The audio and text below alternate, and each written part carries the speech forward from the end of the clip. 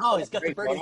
You got your Bernie Sanders hair going. Yeah, I always when I did Who Do I Look Like? It was Bernie. You know, when that app came out, it was Bernie. I'm still in my pajamas. Well, you know, such is the coronavirus chic.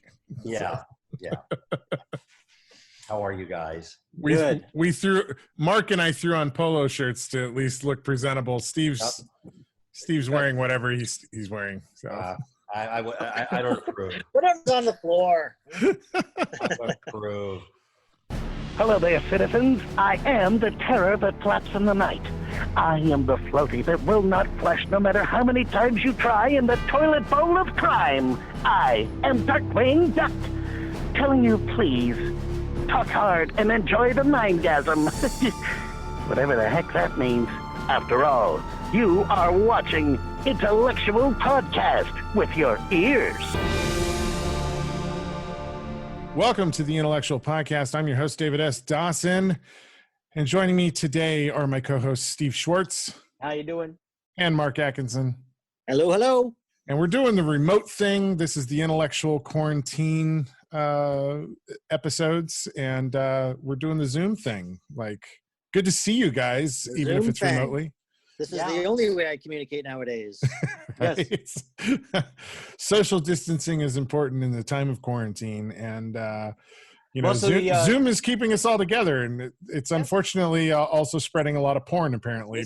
Yes, this has been the most intimate that I've been with a lot of people. Have you not heard about that, Mark? No, wait, what? It's called Zoom bombing.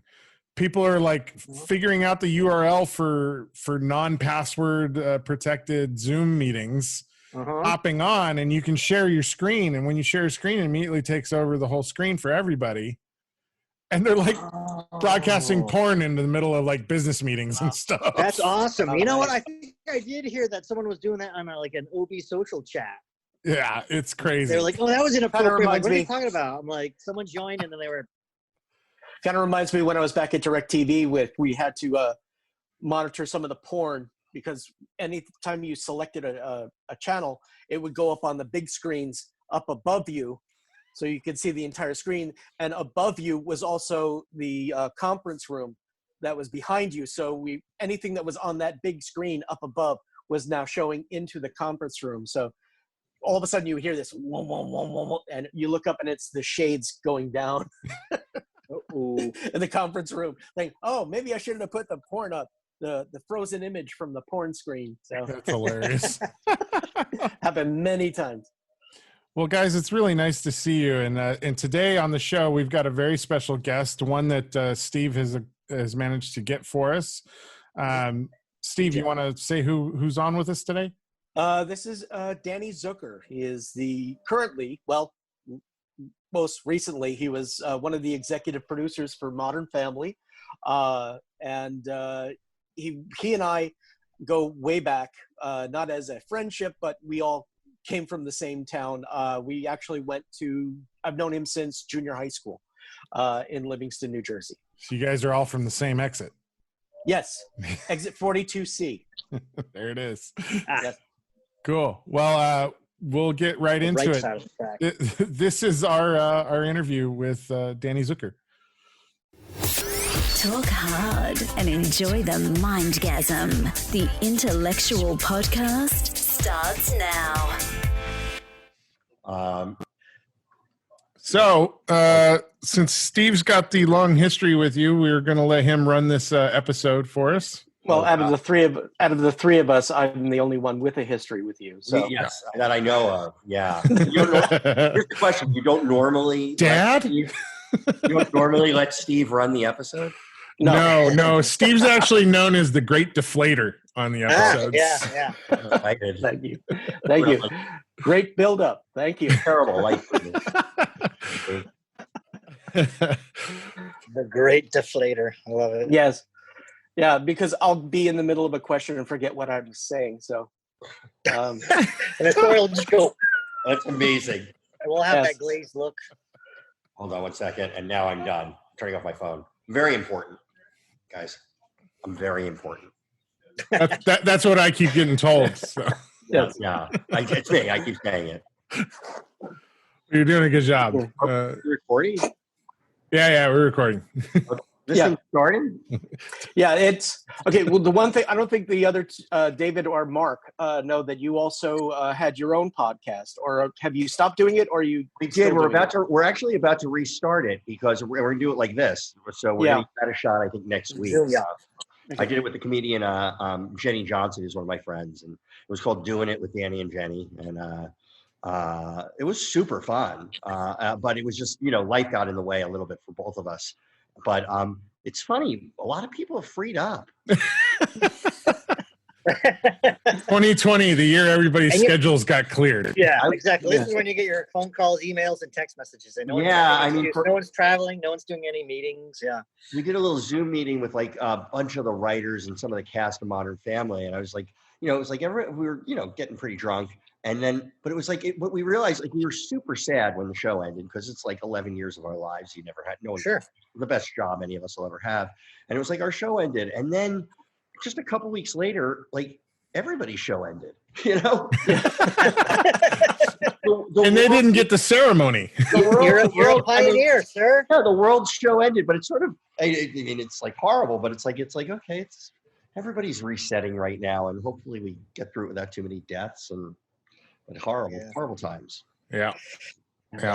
That's my controversial take. Pandemic is horrible. That should be on a T-shirt. Yes. Okay. You had a funny tweet. I follow you on Twitter, and you had one of the first funniest tweets I saw about this. It was something like, "If Kevin Bacon gets it, we're all fucked." Yeah.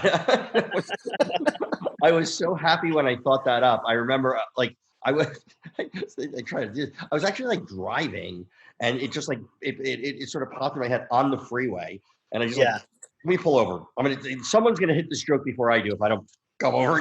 That's good. Right when the muse hits, that's sometimes you can let it wait. Sometimes I know don't wait that. In fact, I shouldn't. But that one I knew someone might. That's good. It should be on a T-shirt. I think you're right. Right. Well, Steve, do you want to give a setup here for this interview? Do you want to introduce our guest? Okay, today, welcome to the Intellectual Podcast. Today, I'm the temporary host of this because I'm the only one who actually knows our guest. On a Danny personal Zuker, level, I'm known worldwide. Let's make that clear. On a personal level, I've known this man since Mount Pleasant Junior High School in Livingston, New Jersey. Yeah. Danny Zuker. He is the executive producer, one of the executive producers of Modern Family, and former writer for Roseanne, Brett Butler, Norm Macdonald, and Pamela Anderson.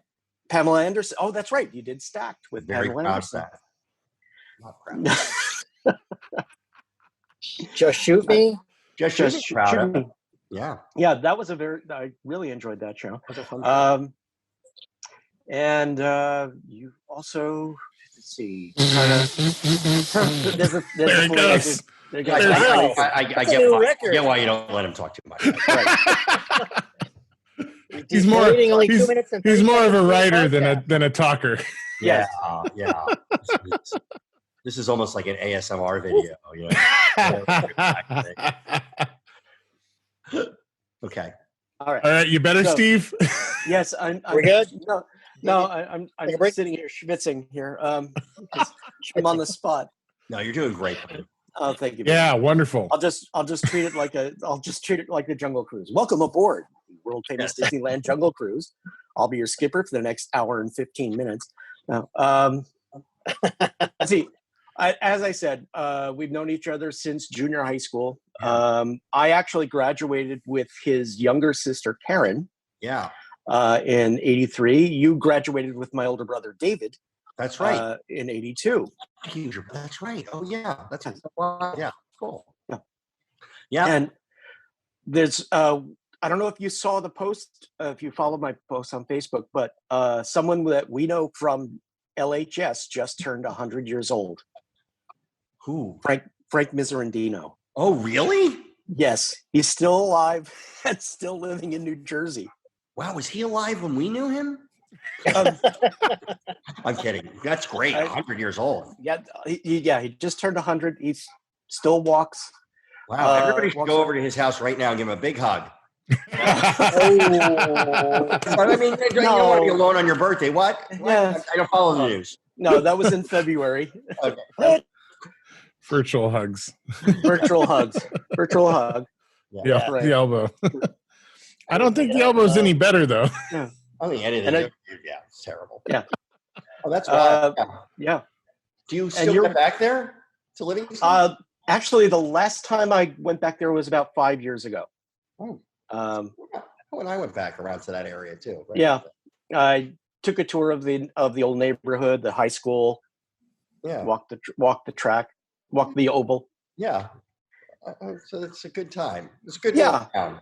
Yes. It's a weird town in that like a disproportionate number of like crazy famous and successful people came out. Like it just like like the novelist Harlan Coben and Jason Alexander and Chelsea Handler and Adam Paley, and there's a lot like Todd Sullivan. So that Governor Christie. That area seems to just breed success. Danny, what's your take on why Steve didn't find that? I think myriad reasons. How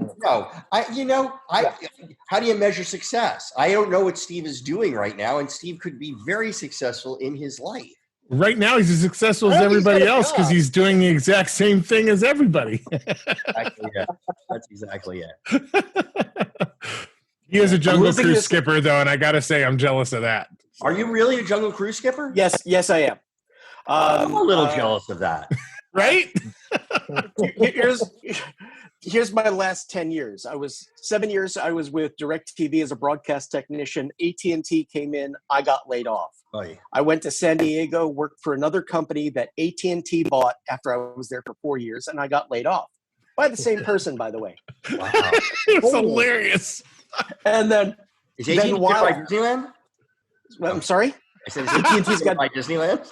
Is AT&T going to buy Disneyland? Yeah. No, but they are in partnership with them. But at the time when I was getting laid off, there's a transition period. I saw a job there for Disneyland, so I just went, and they hired me practically on the spot.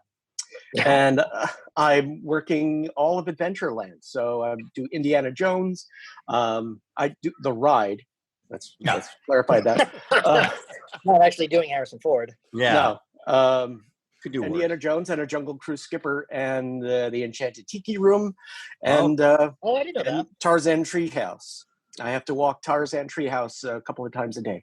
Yeah, I did much of. I mean, I not as a cast member, as they say. Yeah. But as a parent, I did a lot. Yeah. Yes. Good time. 75 steps in the Tarzan Treehouse. By the way, Wow. you need to going up then down. No, I've done that. I did it a few times, and then it was like, It's like I like on a hot day, you go in that tiki room. It's great.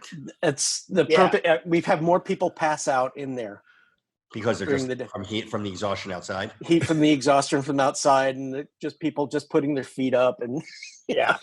Wow. It's a good little timeout. It's like a little pit stop. Yeah. Danny, what was the journey for you from New Jersey to working in television in Hollywood? Well, even so I always wanted to be in comedy. Like, I knew that was something I wanted to do. I just from the time I heard there were things called comedians, I was just like, that seems fantastic. And, I wasn't a particularly, this is going to shock everybody, great athlete. And, but I still wanted to meet girls. And so I did discover that, laughter could help. Oh, so you and Mark are on the same path. Yeah. Pretty much. Yeah. So, I did stand up when I was like, starting like around my senior year of high school, poorly. And then did it through college a little bit. But I saw like that there was like, I could write. My goal when I got out of college, I went to Syracuse, Newhouse School. My goal getting out of there was I wanted to go write for Letterman. Had written tons of stuff, didn't get it. And then eventually, like I was, my first like sort of job was I wound up getting a production assistant job. Howard Stern was going to do this late night talk show that was supposed to follow Joan Rivers. This is again back in 1987. And I was a PA on it, and like so we shot like a week's worth of shows, late night shows as a pilot. Never aired, but it was it was a really fun experience. And although my girlfriend of 5 years dumped me, and then I was like I was losing my apartment, and my dad had thrown me out. It was a terrible time in my life. But then Baba Booey let me live with him free for a bunch of months, and we became lifelong friends ever since then. And then somebody who was like one of the producers on that show was doing a show out here in Los Angeles, and it was sort of it was another show that you never saw, but it was on the air. But it was like it was trying to be like the Daily Show in its own way, like precursor. And I got a job sort of as a researcher on that show.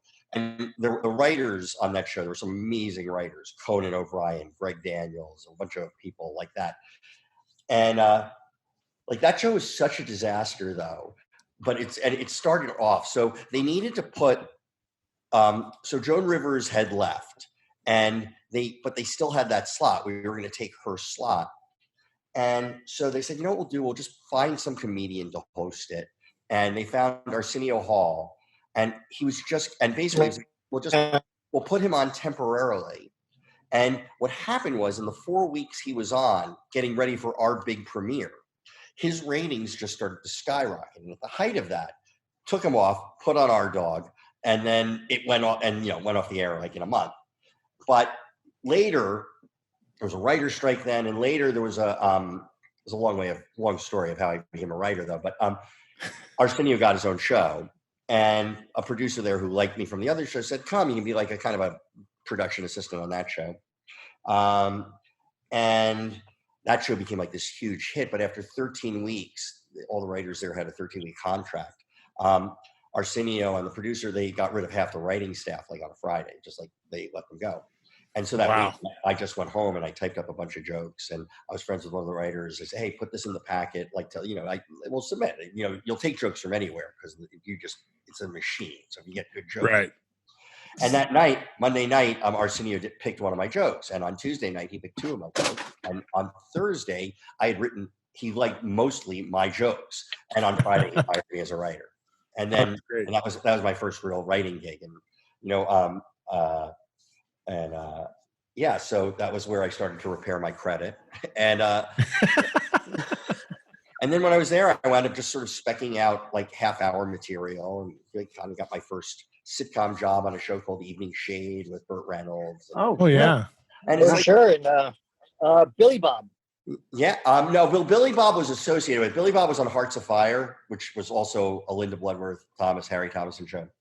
But it was a good experience. I always, it's very egalitarian comedy though, because I think like there aren't a lot of people who can. If you can just write comedy regularly and you're good and you're not an asshole, you'll work. I think. No, knock wood. But yeah. So. And then, that's how I became a big Hollywood phony. That sounds like a title to another book. How I became a big Hollywood phony. Oh, exactly. Yeah. Before we move forward, I know I watched Mark. His ears perked up when you mentioned Baba Booey. Oh, he's frozen in my screen. Is he frozen in your screen? He's frozen on mine too. But there he is. Mark, you still with us? Oh no, he's frozen again. He's gone. We can hear you. Oh, there we go. Oh, okay. Maybe. Oh, I see. Mark's doing this on an iPhone. That's the worst. And he's moving. Yeah, zooming on a phone.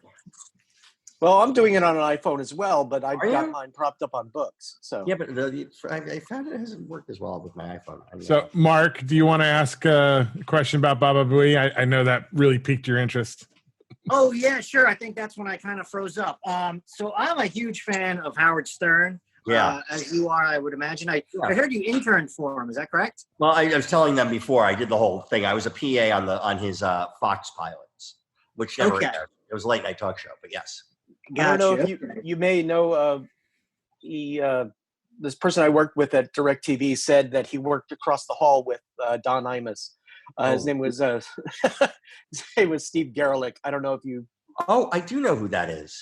Yeah, he was one of my supervisors at DirecTV. I've met him before. I'm sure I have. Yeah. Oh. I don't know if He says that he and Baba Booey were interns together at WNBC, and he went on to work with Don Imus, and Baba Booey went on with Baba Booey. with Fafafua, yeah. Yeah. with Howard Stern. Yeah. Do you still keep in touch with Gary? Gary's one of my longest standing friends. Like Okay, yeah. every time he's out there, he comes out here because his one of his sons lives out here, and so he comes out, and I see him whenever he's out here. Yeah, he's just a good guy. We've been for years. Yeah, I may have. You've been on the wrap up show before, I believe, too. Correct? I've been on the show. I've been on the wrap up show. I've done. Howard's also really very good to me. It's like he's always been very sweet to me. So it's really nice. Yeah, that was great. Yeah, because they came out here in October to do shows from LA. Yeah, I went by. Jimmy's a friend of mine, Jimmy Kimmel, and so I just went backstage and I saw them all, and then all right, cool. We went out, and it was yeah, just like I've known them for so long. I've known them since I had like thick, luxurious hair. Yeah, yeah, I'm a big fan. I did a.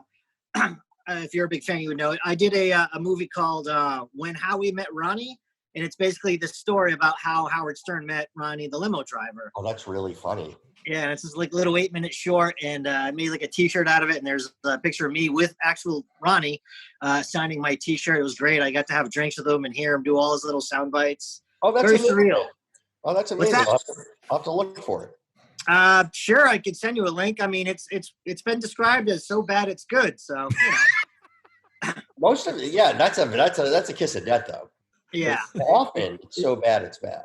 Yeah, and if you have 8 minutes to spare, I mean, the Howard Stern, the fan base, it's either love or hate with them, Yeah, they're pretty. They're not like they're not shrinking. They're not like the Modern Family fan base. No, they're not like Rabbit like that. Dave, we have some questions that we were submitted. Yeah. So, Danny, most of our audience are filmmakers here in San Diego and kind of around the country, independent filmmakers. So we let them know that we were interviewing you today, and we got a few questions in. So Matt Abrams asked, what was it like working with that amazing cast on Modern Family? It was the best. I mean, to be, my first several years in television sitcoms were not like, I worked on Evening Shade with Burt Reynolds, who was like, it was a volatile set, he was crazy. And then I worked with Roseanne, who was obviously cuckoo bananas. And then the worst was with Brett Butler, who was like head exploding. Crazy. It was so nuts. So I was always like a little bit shell shocked. And then I did go to work on Just Shoot Me, and it was like I couldn't believe like how nice the cast was there, and it was like, oh, you can have this, and so that geared it up. But this cast, the cast was a miracle. I mean, I've done shows or I've done pilots where you'll do or short-lived shows that'll have like 5 speaking parts, and the network will say, okay, we'll pick you up, but you have to recast 3 of them, and you have to fire people. And this was like 10 speaking parts. Everyone stayed. And, they were great, and they brought so much of themselves, and they all cared for the characters a lot. And they're good people. I mean, it's 11 years, they're my friends. So it's, and I learned a lot working with this cast. I learned a lot about just a new respect for acting and comedy, performing. And it was very instructive. Just like, it's a fucking dream come true. Yeah. How long did the casting process take to find that right mix of? I wasn't there for the pilot, so it was created by Steve Levitan and Chris Lloyd. So they were making the pilot. I was in New York doing a cop show. I was trying to transition into drama at that point, and that didn't get picked up. Thank God, because I wouldn't. Yeah, right. But it was, it was interesting. There were. Eric Stone Street had to audition for that role like 3 times. He said, I did that role 3 times, and he was probably of the entire cast, he was probably the least well known. at that point. Done a lot of commercials and little like guest star parts, but you know, was not like a big name. His life, the jump in his life changed probably more than anyone. But yeah. So, but we're really good friends. In fact, tune in next Wednesday. He's on Celebrity Millionaire with Jimmy Kimmel, and I'm his expert guest. And they give them expert guests, and I'm on the show, and it's like really. I saw you in the background when they during the commercial. Yeah. So that'll be really. I think that was the last fun thing I did before the apocalypse. Yeah, right. Well, at least it was taped, so you can always go back to remember it. Relive it over and over again. Marianne Bates, who's a writer here in San Diego, asks, before the show aired, how hard was it to find sponsors for the program? Oh, this show came out. I mean, when you're on a network show, so the way network television works, you know, once you sell the show, is there's a built-in sponsor base. I mean, basically, they have something called the upfronts. Right. And in New York, and it's this every network makes its presentation to Madison Avenue. It's a little antiquated right now, but it's tradition. But yeah, ad sales are already sort of they're they're locked in at the top. It's not like it's not independent in any way. So right. I mean, there are certain shows that are not like, this is not going to be this is on, people aren't excited about. The pilot of Modern Family, which I had nothing to do with, was so good. And you just felt it right away. It was like so realized. And the cast felt like they'd been doing it for 5 years together. And it was the first one. And I think people just knew this was going to be a big thing. Now, networks get that wrong a lot. But at least, and God knows, this is the big hit. Or we hate this, and then it's Seinfeld, Right. But in this case, I think everything just aligned, and they knew. So, how did you make the transition from the pilot you were working on, the cop drama, to being pulled in to work on Modern Family? Well, no. So the cop drama was Noah Hawley, who he does the show Fargo, and genius writer. But he had done this kind of crazy cop show, and was on for a season, and it was in New York. And basically, I was coming off the writer's strike that we'd had it back then, and I couldn't find work for the first time in my entire career. And I said, "Oh shit, what am I going to do?" And then I took a pay cut as a sort of a more junior drama writer, and I thought, "Oh, this is fine. I'm enjoying this. I could be the funny guy on a drama, and I like dramas a lot, and it was really fun." But it didn't get picked up. The network said we're not picking it up, so I had to be looking for things. And I was actually, I won't say the show, but I had gotten an offer on another drama, and I was like. And actually, when Steve called me in, because I'd worked with him on Just Shoot Me and knew Chris a little bit, to watch the pilot, I was sort of like, I'm kind of a drama writer now. And then I saw the pilot, I was like, yeah, hire me. So Good move. Yeah. Good move. Yeah. Lisa Brune, who's a producer here in San Diego, says, how is it to keep the creatives and the business execs satisfied while producing a show audiences love? And how involved were you in the writing of the show? I was involved on every episode except the pilot and the writing of the show. We all do. Like we sort of, our process, I'll talk about the process of writing first. The first question is a little harder to answer, but the writing process is we as a group spitball. What would the story be? Whiteboard. Okay, what are Mitch and Cam going to do this week? Or we want to do a story about like jealousy, or what are we going to do? And you write all the things, or we start talking about our own lives. Today, my wife did this, my kid did this, and boom, boom, boom, put the story together. And then one of us, or if it's a writing team too, will go off and write an outline, and that outline will come back, and then we will rewrite that together as a group.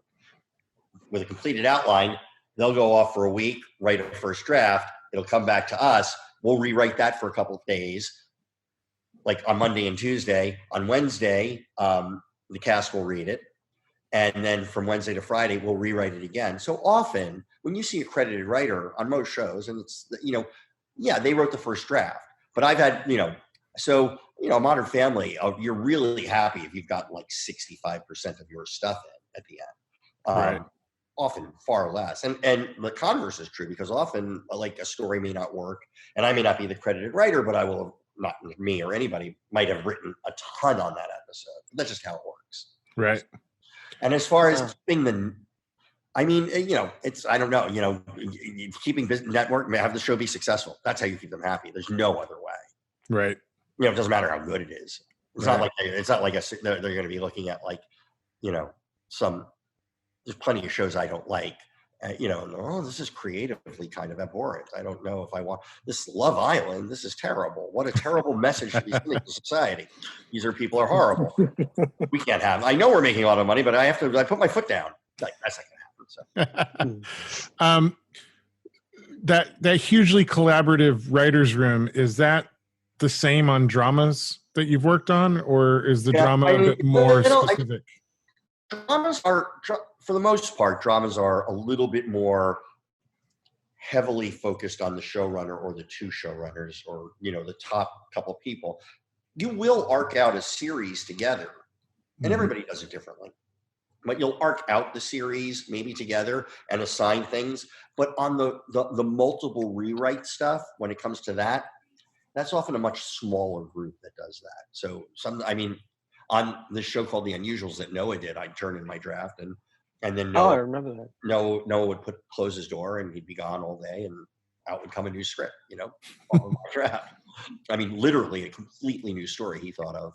Well, one of the stories was new, and I was like, wow, that's I do not have that kind of discipline. That's amazing.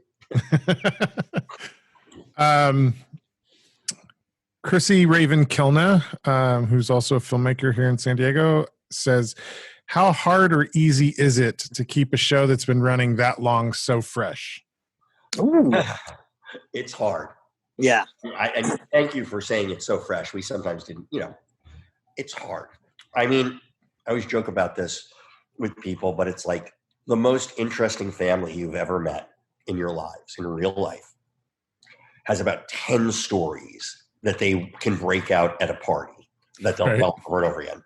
Maybe the Obamas have 12, but it's like, that's about it. Yeah.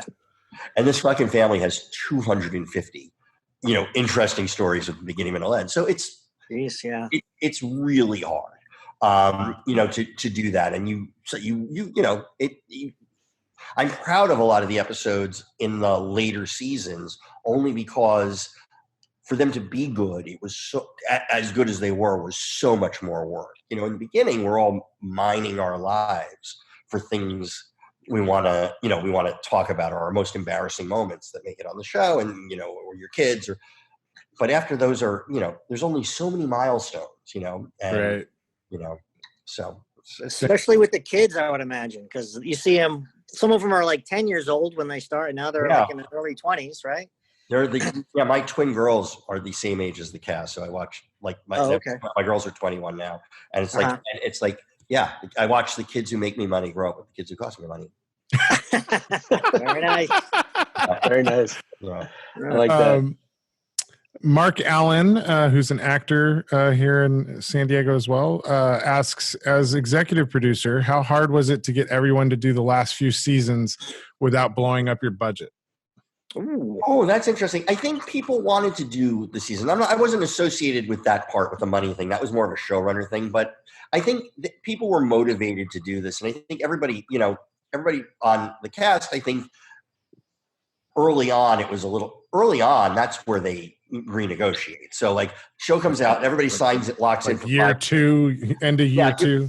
Yeah, you lock in for 5 years. But what happens is, like, if the show becomes a monster hit, which we did, everybody braces themselves for the big negotiation. And then what it becomes is, it's like, do they want to do it? And are you going to take less? We may do less episodes, but what is that going to be? And those are the negotiations. So that's how it is. If somebody doesn't want to do it, it's not going to be there. Like, they would have paid Jim Parsons as much as he wanted to do a 12th season of Big Bang. Right. They would have, but he didn't, That actually moves us to another question, bringing up Big Bang. Frank Forth, who's a killer audio guy, he asks, if you were to take the young Sheldon route, which character would be the most interesting to you as a child? Wow, that's really interesting. I think as a child, I think Cam. I would go with Cam because that's the Cam for sure. I mean, I'm a huge fan of all those characters. I think what that kid would have been like on a farm. I want to see what that was like. We talked about it the most, so that's the one I wanted to see. And Phil would be Phil. Yeah. The thing with Phil is though what's funny about Phil is he is that child in some way. Right. So it wouldn't the transition wouldn't be the same, and so much of his identity is about being a family man. So it's like it'd be harder to do as a child. So I would go with Cam. Okay. I can see that. Just out of my own curiosity, was there any one of the characters that you preferred writing for? No, there weren't. I mean, I did genuinely love to write for, this always surprised me, but for Mitchell. He does a lot of, like, locking into his voice. He has a very unique rhythm and way he does his sides. And I like that sort of, he's quietly like, I mean, for off the, when the cameras aren't rolling too, the Jesse is one of the funniest people you'll ever meet. He's just like so bananas funny. And he's so funny on the show too. And a great actor. But I like I kind of like those little nuanced things he does underneath it all. And I found them fun to write. Okay. Speaking of Jesse, I mean, his new show that he now has, he's taken over. Here's the deflation. Deflate. Extreme Makeover Home Edition. Every time.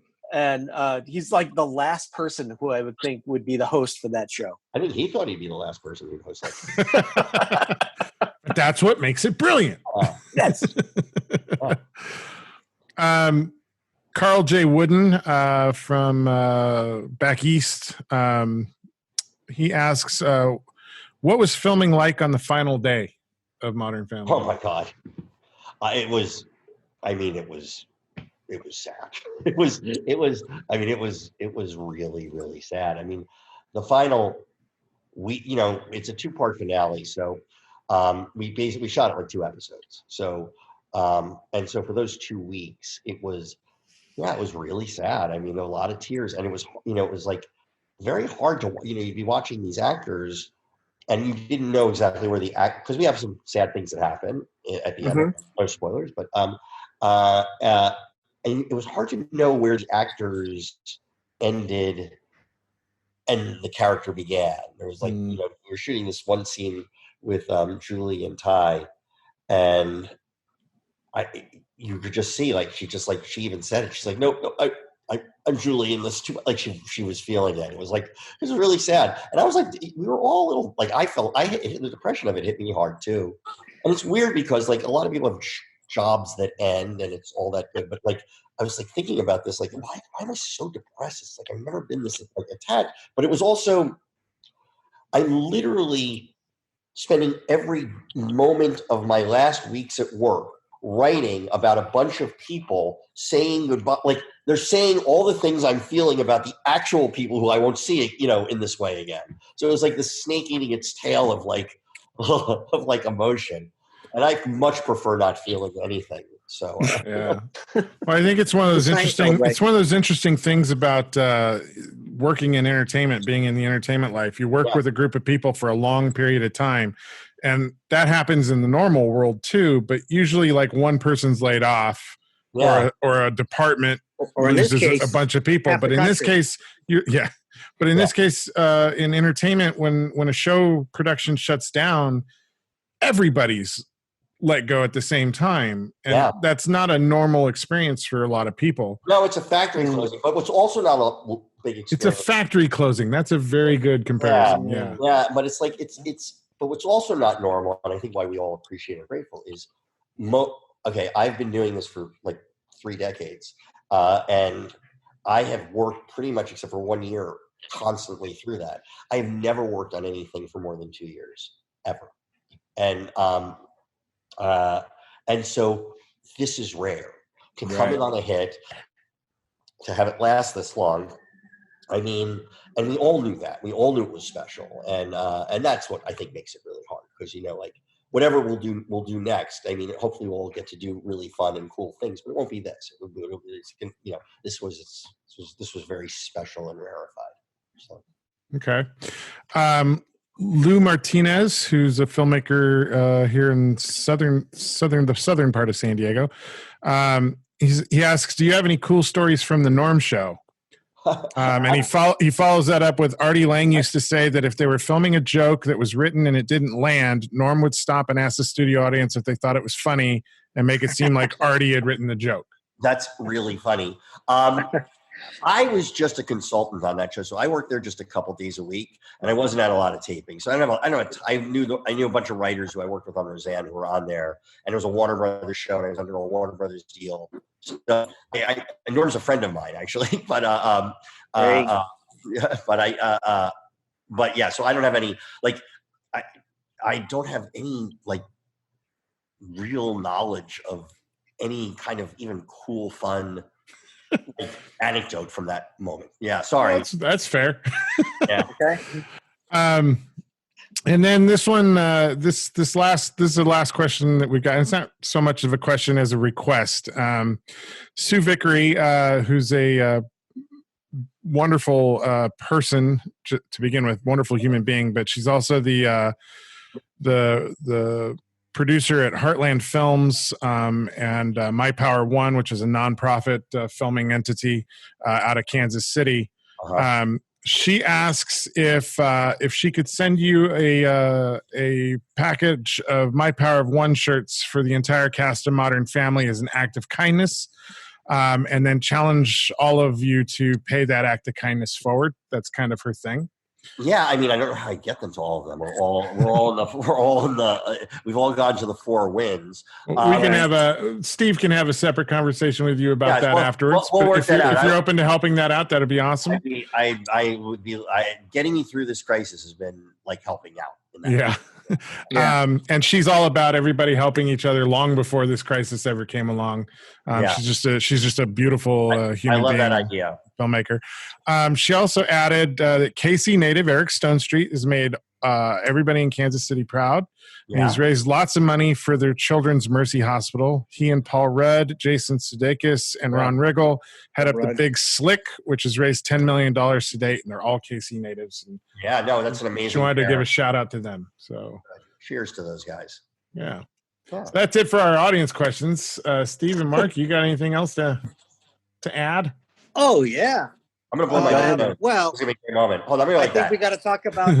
I think we should probably talk about. Is he going? Let him finish blow his nose. No, I was just blowing my nose. I want to. Oh, okay. We'll cut that out before we put it out. I'm a classy guy. I mean, I think we should maybe talk about the Trumpster and the tweets. Oh, sure. Yeah, that's a whole separate life for you, right? Oh my God. Yeah. And honestly, I think it makes you a total hero in Steve's eyes. Yes. Yeah. Well, it's this is back so it was. I mean, the whole thing was it's so stupid. In 2013. Okay, so first of all, I discovered Twitter right around the time Modern Family started, as a thing. There were 2 guys I saw on Twitter. I was like, I would like to do that. There was this one writer, Alex Sulkin, who was the Sulk, and he was just writing these great jokes on Twitter. It's like, that's a really good way to do that. When you have those random jokes you can't use anywhere, and you want to put them down. And then Rob Delaney, who was a comic I hadn't heard of, but now blew up. Oh yeah, Rob Delaney. Sure. And on the fantastic show Catastrophe. But anyway, he so but I would write jokes. I'd mostly make fun of my kids, and then my first tweet that sort of went viral, and it was going after celebrity. I really didn't even. And I thought afterward I wouldn't do it again. The tweet was this. It was Chris Brown, and it was right after the Rihanna stuff. There was a small earthquake in Virginia.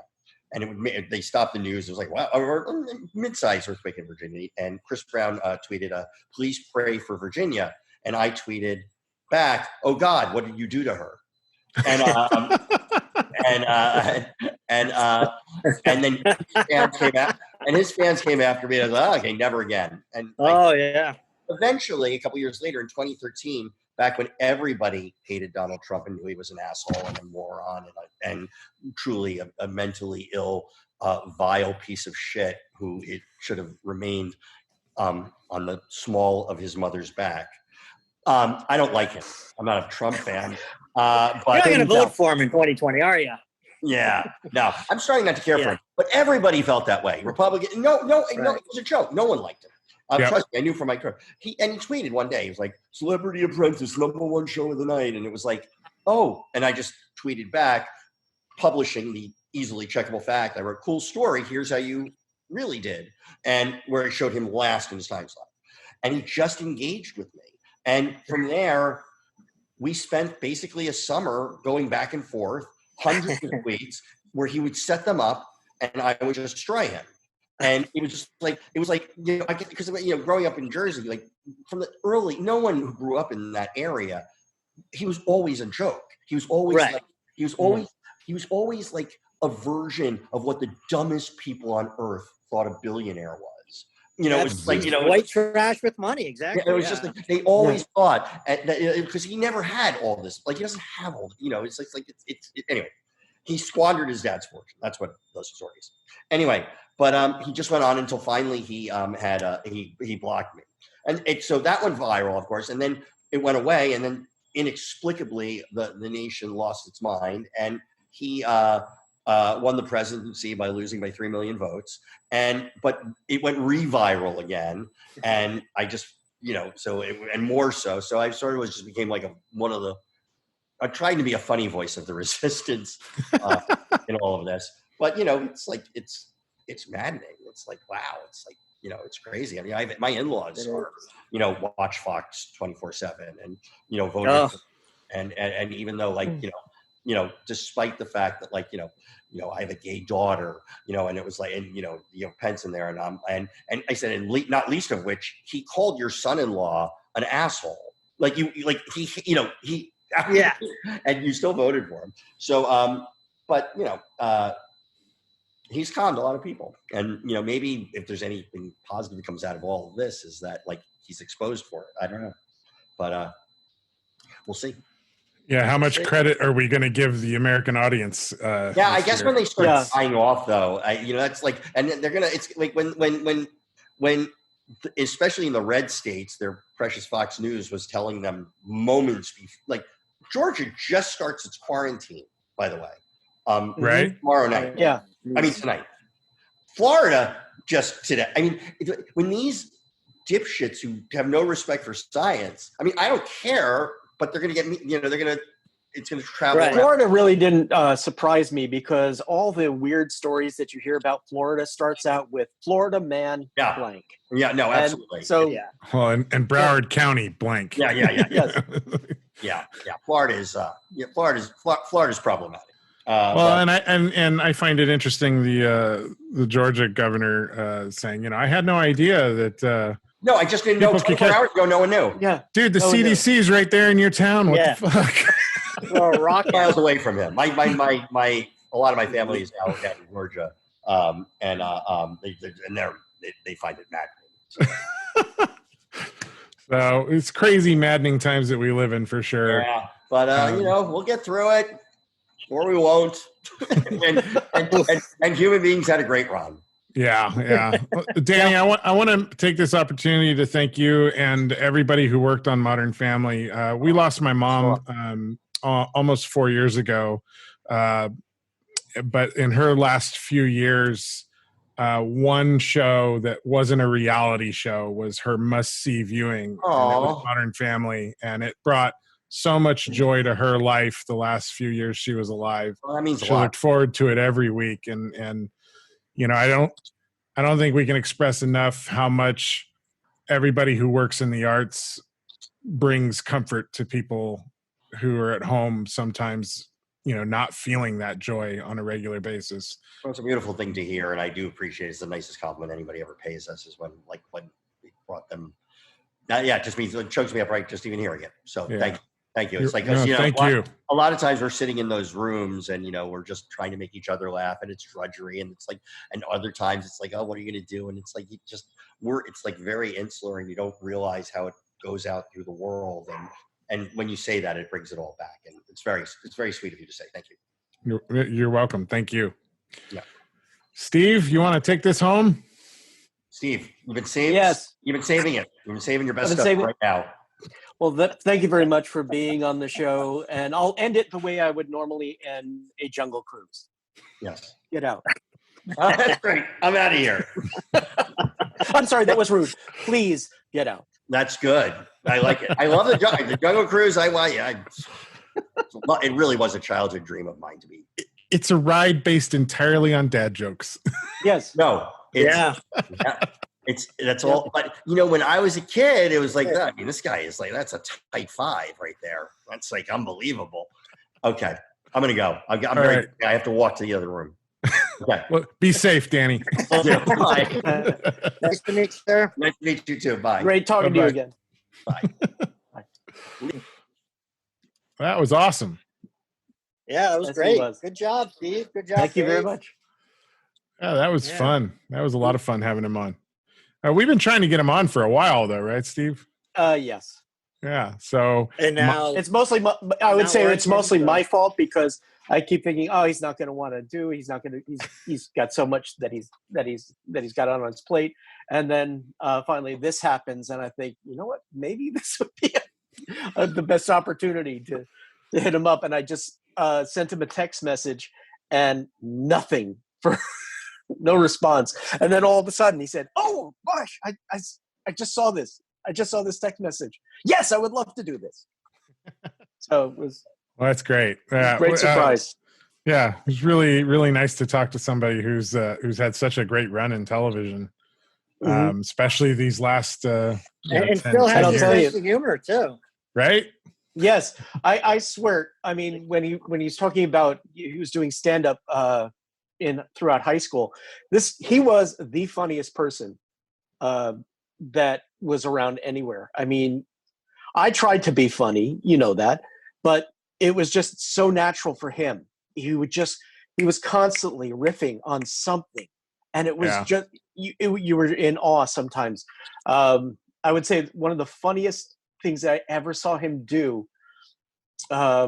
We had just wrapped a school play that he was in. I was on stage crew, and we were at the cast party, and he was making crank calls, and we were pissing ourselves with every single one of these crank calls that he would make. He would just call these numbers at random, and then he would just have this one where he would just saying that he was trying to convince this old lady that he was her son from a previous marriage, from a previous relationship, and saying that, this is the story that dad used to tell us about how we met. And I was in absolute awe that he could, without breaking at all, he just stayed in character the entire time. He was amazing. Amazing then, he was amazing now. That's great. Well, guys, thank you for today's interview. Mark, always wonderful to have you on the show. That was a lot of fun. It was like probably have more time going forward to join. Yeah. Yeah. Future Don't we episodes. all? Yeah. So let's keep it going. For all of our friends in San Diego, if you're interested in being a guest on The Intellectual, please let us know. You can message us on the Intellectual Entertainment Facebook page, or you can email info@theintellectual.com. If you've made it all the way to the end of this episode, thank you very much. Please don't forget to check out the Gonna Geek Network, of which the Intellectual Podcast is a proud part. That's gonnageek.com. There's a ton of very geeky and nerdy shows there that are sure to make you laugh, sure to keep you entertained, and keep you informed on what's going on with pop culture. Until next time, I've been joined with my co-hosts, Stephen Schwartz. Mark Atkinson. and we'll catch y'all again very, very soon.